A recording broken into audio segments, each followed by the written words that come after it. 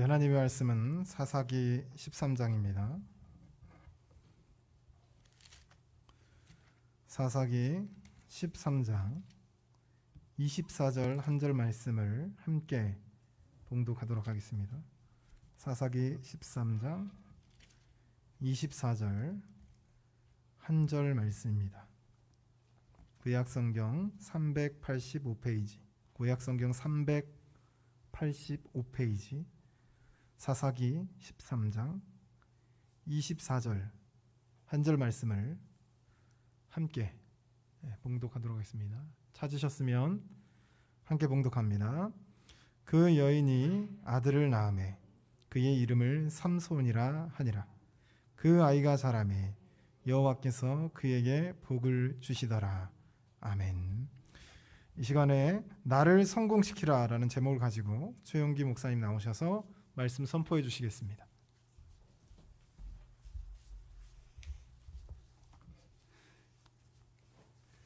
문 열어놓으세요.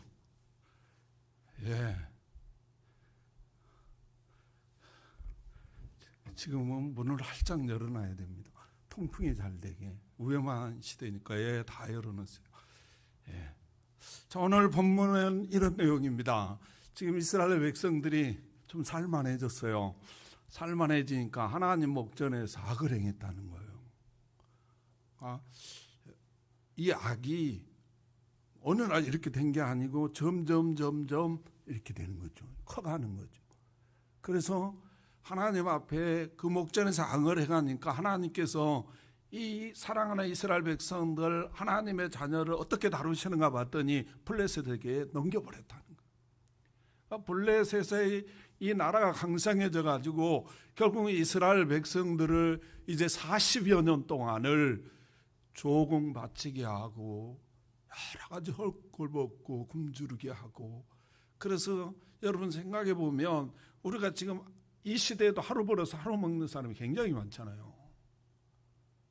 그런데 이 40년 동안 블레셋이란 나라가 이스라엘 백성들을 통치하면서 막강한 조공을 바치게 만들고 이러다 보니까 가족들이 피폐해지고 살기가 힘들고 이 집 저 집에서 자식이 밥 달라고 배고프다고 울고 뒹굴고, 그러니 부모들이 또 굶주리고 이 삶이 아니죠. 이런 상황 속에서 지금 누가 태어나냐 하면 삼손이 태어납니다. 그런데 오늘 본문은 이 삼손에게 하나님이 복을 주셨다는 거예요. 할렐루야. 이 어려운 시대에, 정말 이 살기 어려운 이 시대에 삼손의 가정을 하나님이 성공시켜 주시는 놀라운 모습을 오늘 본문은 저와 여러분에게 보여주고 있습니다. 그러므로 사랑하는 성도 여러분, 저와 여러분 오늘 이 말씀 받고 정말 여러분의 삶을, 여러분의 자녀들의 삶을 성공시키시기를 주님의 이름으로 축원합니다. 왜 하나님께서 이 가정, 이 삼손을 하나님께서 이렇게 성공으로 인도했나 이래 봤더니요, 2절 3절에 보면 이렇게 말해요. 2절 3절 제가 봉독에 올립니다. 소라 땅에 단 지파의 가족 중에 마노아라 하는 이름하는 자가 있더라. 그의 아내가 임신하지 못하므로 출산하지 못하더니 여호와의 사자가 그 여인에게 나타나서 그에게 이르되, 보라, 내가 본래 임신하지 못하므로 출산하지 못하였으나 이제 임신하여 아들을 낳으리니. 이렇게 표현했어요. 이 가정이 어떻게 하나님 앞에 또 아무랑 그 시대에 이스라엘 스타가 되고 이스라엘의 성공이 되고 오늘날 말하면 이스라엘의 대통령이 되는 그런 놀라운 역사가 일어났나 이리 봤더니 하나님의 은혜였다는 거예요. 사랑하는 성도 여러분, 여기 한번 봐보세요. 하나님의 은혜가 뭡니까? 하나님의 은혜는요, 크게 두 가지입니다. 하나는 특별한 은혜가 있어요. 그게 뭐냐? 성경입니다. 또 하나는 일반적인 은혜가 있어요. 그 은혜가 뭐냐면 자연일을 통해서 주시는 은혜입니다. 그런데요, 이 은혜가 가만히 보니까 법칙으로 세워져 있어요. 법칙. 하나님의 말씀은 하라 하지 말아라 두 가지입니다. 하라 그러면 그건 생명 걸고 해야 되는 것이고, 하지 마라 그러면 목숨 걸고 하지 말아야 되는 거예요. 할렐루야. 그런데 이 말을 지키려면 내 생각이 안 맞는 거라, 망할 것 같고 죽을 것 같고 이렇게 살면 안 될 것 같은 거예요. 근데 하나님은 그렇게 하라고 그러는 거예요. 그래서 내 생각과 하나님의 생각의 갭이 하늘이 땅에서 먼 것 같이 멀다는 거, 이해할 수 없다는 거예요. 자연에도 보니까 하나님께서 일반적인 은혜로 주신 이 자연에도 보니까 뭐가 있냐면요, 법칙이라는 게 있어요. 법칙. 법칙이 뭔가, 내가 늘 말하지만 해가 동에서 떠서 서로 치더라는 거예요.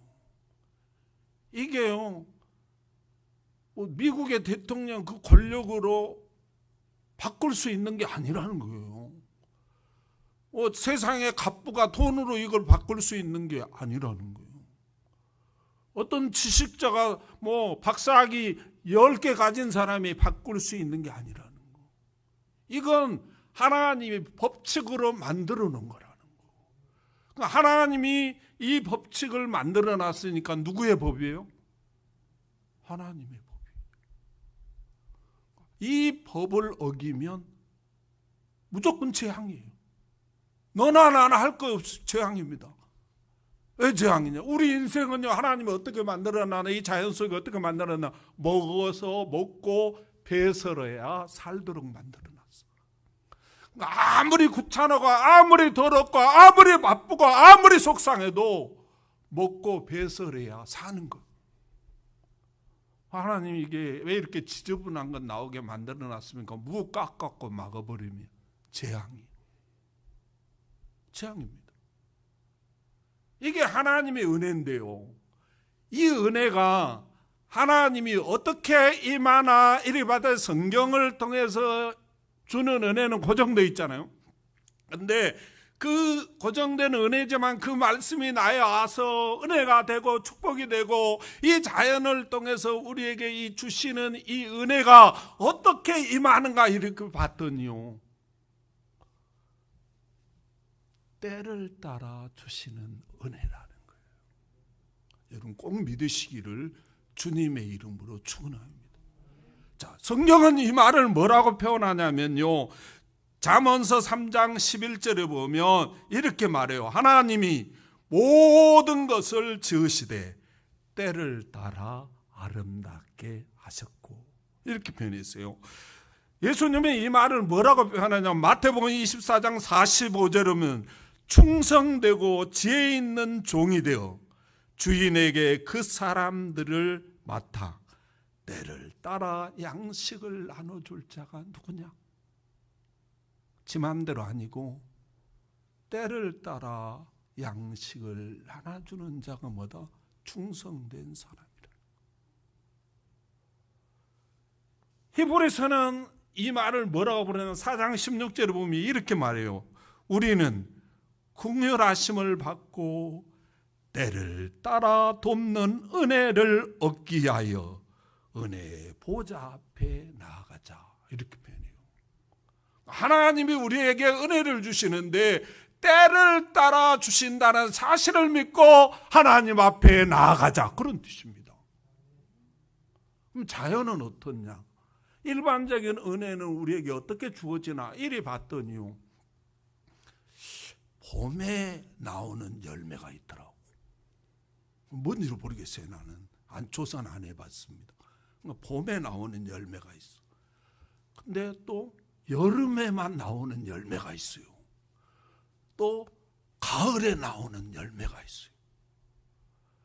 그런데 봄에 나오는 열매를 보고 가을에 나오는 열매가, 아니 하나님 왜 나는 안 줍니까? 이래가지고 자기 나오면 베버리면 그 재앙입니다. 재앙이에요. 꽃도 여러분 봄에 피는 꽃이 있고요, 여름에 피는 꽃이 있고, 가을에 피는 꽃이 있고, 겨울에 피는 꽃이 있어요. 겨울에 피는 꽃이 뭔가 봤더니 조사해봤어요. 내가 동백꽃이 겨울에 피더라고. 겨울에 핍니다. 그런데요, 이 꽃들이 봄에 피는 꽃이 겨울에 보니까 동백꽃이 너무 아름다운 거라. 하나님, 나에게 왜 이 겨울에 꽃을 안 주십니까? 이렇게 불평하고 원망하면 안 된다는 거예요. 저는요, 그 서해 바다에 가차이 살았어요. 그러니까 고기도 보니까요, 봄에 나오는 고기가 있어. 여름에 나오는 고기가 달라. 가을에 나오는 고기가 다릅니다. 겨울에 나오는 고기가 달라요. 아, 자연도 하나님께서 때를 따라 주시는구나. 할렐루야. 그러므로 우리는 급하게 생각하지 말고 정말 하나님께서 때를 따라 나에게 은혜를 주신다는 사실을 믿고 기다릴 줄 아는 저와 여러분들이 되시기를 주님의 이름으로 축원합니다. 이거 못 기다려서 불평하고 원망하고, 그리고 뭡니까, 나무 잘라버리고 베버리고 고기 잡는 금을 던져버리고 그래버리면 그건 재앙입니다. 그러므로 사랑하는 성도 여러분, 하나님은 우리에게 은혜를 주시는데 때를 따라 주신 은혜라는 사실을 꼭 믿고 포기하지 마시고 살아가시기를 주님의 이름으로 축원합니다. 자, 오늘 본문에 보면 40년 동안 노예 생활입니다. 지금 이런 상황 속에서, 아니 이 시절을 좀 뭐 좋은 시절에 태어나면 얼마나 좋겠어요. 그런데 하나님이 이 40년 동안 정말 노예요 머슴이요 종으로 살아가는 이 나라에 자식을 준 거예요. 하나님의 은혜가 찾아오셔서 자식을 주시겠다고. 아니 지금 태어나서 뭐 하겠어요. 안 태어난 것보다 낫겠지만. 그런데 그 은혜를 받아들일 줄 알아야 된다는 거예요. 할렐루야. 그분을 하나님은 그 삼손과 삼손의 부모를 성공시켰다는 사실을 꼭 믿으시기를 주님의 이름으로 축원합니다. 두 번째로 보니까 어떤 사람을 하나님이 성공시키나 이리 봤더니요, 그 4절 5절을 보니까 이렇게 말하더라고요. 4절 5절입니다. 그러므로 너는 상과 포도주와 독주를 마시지 말며 어떠한 부정한 것도 먹지 말지니라. 보라, 내가 임신하여 아들을 낳으리니 그의 머리에 삭도를 대지 말라. 이 아이는 태어나서 나옴으로부터 하나님께 바쳐진 나신이 됨이라. 그가 블레셋 사람의 손에서 이스라엘을 구원하기 시작하리라 하시니. 이렇게 표현했어요. 아들을 주셨는데 결국은 뭡니까? 거룩하게 키워라 그 말입니다. 거룩하게 키워야 성공한다, 그런 뜻입니다. 그러므로 사랑하는 성도 여러분, 저와 여러분은 하나님이 가장 요구하고 있는 게 뭐냐? 거룩입니다. 오늘 그 거룩을 뭐라고 표현? 나실이라는 말을 통해서 지금 소개해 주고 있어요. 나실인이 뭐냐면, 여러분 좀 그 이해를 돕기 위해서 잘 들으시기 바랍니다. 아담부터 야곱까지가 족장 제사장 시대입니다.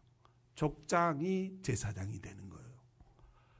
그리고 이제 출애굽하고 나오면서부터는 뭐가 되냐면 장자가 제사장이 됩니다.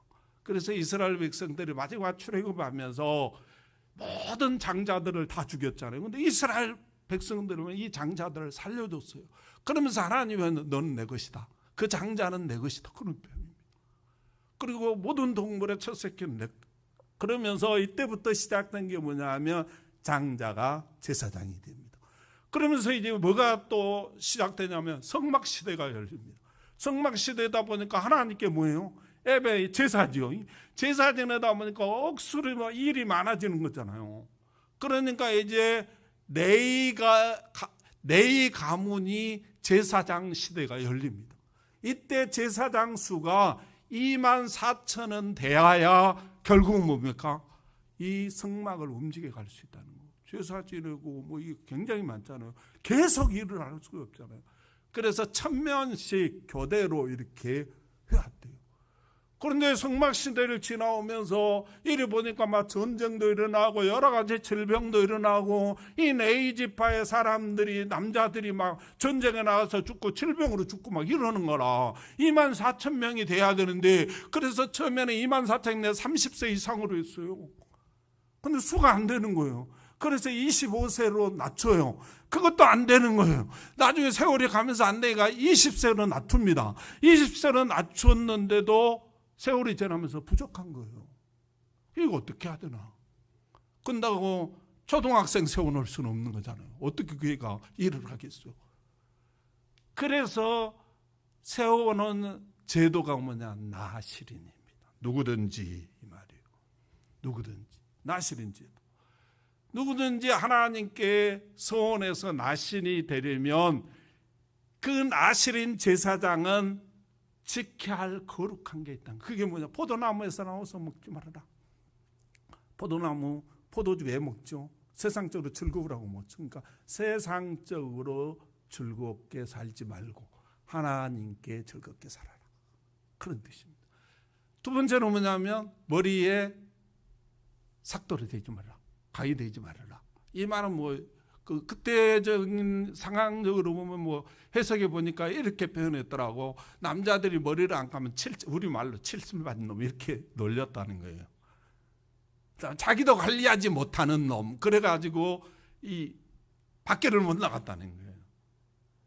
그래서 하나님만 찾도록 만들게 그렇게 했다는 거예요. 다른 말로 표현하면 뭐냐면 네 임의로 머리 하나 자르지 말아라. 그런 뜻입니다. 걸두철미하게 하나님의 말씀을 따라 살아라. 세 번째가 뭔가 봤더니 시체를 만지지 마. 부모의 시체도 만지지 말아라. 그만큼 뭡니까? 거룩하게 살아야 하나님이 성공시켜 주신다는 거예요. 지금 우리가 사는 시대는 뭡니까? 만인 제사장 시대입니다. 만인 제사장이라니까 어떤 사람은 또 목사나 나나 뭐 만인 제사장인데 그래가지고 목에다 힘주고 막 어깨 갖추려고 그러는 그게 아닙니다. 만인 제사장이라는 말이 뭐냐면 이런 말이에요. 과거에는 이 제사장이 백성들의 죄를 가지고 하나님 앞에 가서 용서를 받았어요. 그렇잖아요. 제사장의 주된 임무가 그렇습니다. 백성의 죄를 가지고 하나님께 가서 용서받는 게 제사장의 삶이에요. 선지자는 뭐냐? 하나님께 말씀을 받아가지고 백성들에게 선포하는 게 선지자죠. 기능이 좀 달라요. 백성들의 죄를 가지고 하나님께 용서받기에 간 사람이 제사장이고 하나님의 말씀을 받아서 백성들에게 전하는 사람이 선지자고. 이해가 됐죠? 그런데 만인 제사장이라는 게 뭐냐 하면 우리 예수님께서 이제 모든 죄를 짊어지시고 십자가에 피 한 방울 아낌없이 쏟으시면서 우리의 죄를 용서하시고 이제는 그 예수님의 주변에 휘장이 쫙 찢어지잖아요. 그 휘장 가운데로 새롭고 산 길을 열어주소서. 그래서 그 새롭고 산 길이 뭐냐? 하나님을 만날 수 있는 길이라. 그러니까 이제는 제사장이 내 죄를 가지고 하나님께 가서 용서받는 것이 아니라 내가 내 죄를 가지고 하나님께 나아가서 용서받는다고 그래서 만인 제사장이라고 그러는 거예요. 할렐루야. 그런데 이제 중요한 건 겁니다. 그러면 목사나 뭐 이런 거 다 같냐? 목사는요 엄밀하게 뭐 따지면 나실인적 제사장입니다. 제사장이라고 하면 죄를 용서받는 기능이니까 그런 기능을 가지고 있어요. 그런데 중요한 거는요, 나실인적 제사장이든 만인 제사장이든 뭐가 중요냐? 거룩하기 위해서 필요한 거예요. 그러므로 하나님은 어떤 사람을 사용하시고 어떤 사람을 성공시키냐 하면 거룩한 사람을 성공시킨다는 사실을 꼭 믿으시기를 주님의 이름으로 축원합니다. 우리가 성경에 보면 요셉이나 다니엘이나 다윗이나 이런 사람들은 어려서부터 오직 주님만을 바라보고 그 주님으로 기뻐하고 주님이 추구하는 그 추구함으로 하다가 여러 가지 어려움과 여러 가지 고난이 와도 내가 이런 속에서 하나님을 추구하고 하나님을 기뻐하는 것 때문에 감사했어요. 사랑하는 성도 여러분, 근데 요즘 그리스도인들은 세상이 추구하는 것을 쫓아가잖아요. 세상이 추구하는 거 잡으러 갔잖아요. 그거의 의미요, 바울이 배설물로 여겼던 겁니다. 이제 우리는 하나님의 추구하고 이 거룩이란 말은 구별된다는 뜻입니다. 세상은 세상의 명예와 권세와 세상의 부와 세상의 이런 것들을 잡으려고 쫓아가지만 우리는 하나님을 기뻐하고 하나님을 즐겁게 하고 하나님을 행복하게 하고 이러한 사상으로 추구하고 가야 된다는 거예요. 그러기 위해서 우리는 하나님이 은혜로 주신 계시, 특별한 은혜의 계시 성경, 자연을 통해 우리에게 주시는 은혜인 이 자연의 법칙을 잘 지켜가야 된다는 사실을 꼭 믿으시기를 주님의 이름으로 축원합니다.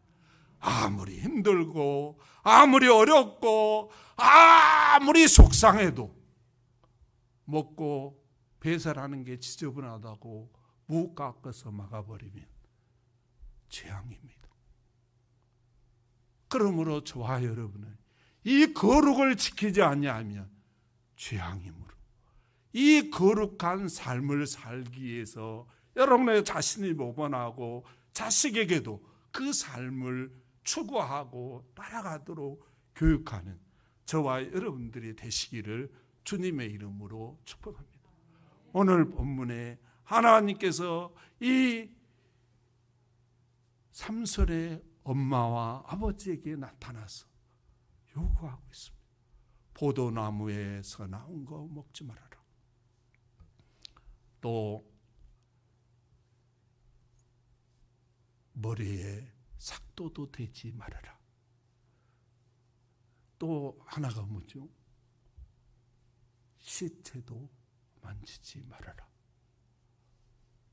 이걸 지키고 살아갈 때 세상은 비웃고 조롱할 수 있지만 그 사람을 하나님은 복을 주셔서 성공시켜서 한 시대의 이스라엘을 이끌어가는 집안으로 축복해 주셨다는 사실을 꼭 믿으시기를 주님의 이름으로 축원합니다. 세 번째로 보니까 하나님은 어떤 사람을 이렇게 성공시키나 이리 봤더니요, 이렇게 말씀하시더라고요. 15절 16절 한번 보세요. 15절 16절입니다. 제가 봉독에 올리면 마노아는 삼손의 아버지입니다. 마노아가 여호와의 사자에게 말하되 고함나니 당신은 우리에게 머물러서 우리가 당신을 위하여 염소 새끼 하나를 준비하게 하소서 하니 여호와의 사자가 마노아에게 이르되 내가 비록 나를 머물게 하나 내가 내 음식은 먹지 아니하리라.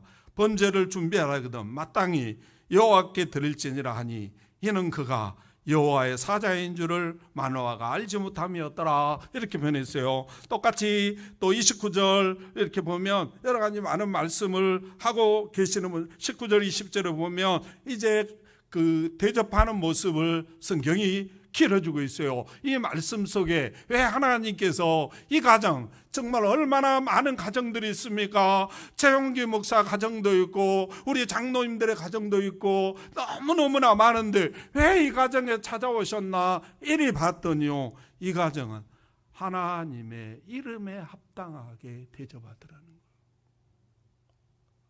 하나님의 이름에 걸맞게 하나님을 대접받으라는 거예요. 하나님의 명성에 걸맞게 하나님을 대접하더라는 거예요. 여러분에게 하나님은 어떤 분입니까? 역대상 16장 29절에 보면 하나님은 이렇게 말해요. 여호와의 이름에 합당한 영광을 그에게 돌릴지어다. 제물을 들고 그 앞에 들어갈지어다. 아름답고 거룩한 것으로 여호와께 경배할지어다.